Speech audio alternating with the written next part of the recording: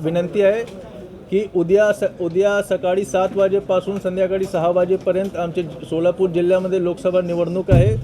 सर्वांनी कृपया येऊन तिथे वोट करावी। आम्ही आमचे पोलिंग बूथमध्ये प्रत्येक प्रकारची सुविधा उपलब्ध करून दिली आहे। तिथे ड्रिंकिंग वॉटर आहे, ORSचे पॅकेट आहे, वेटिंग हॉल पण आम्ही बनवून तयार ठेवला आहे। रांगच्या बाजूमध्ये आम्ही चेअर आणि बेंचेस पण लावले आहे आपल्यासाठी बसण्यासाठी।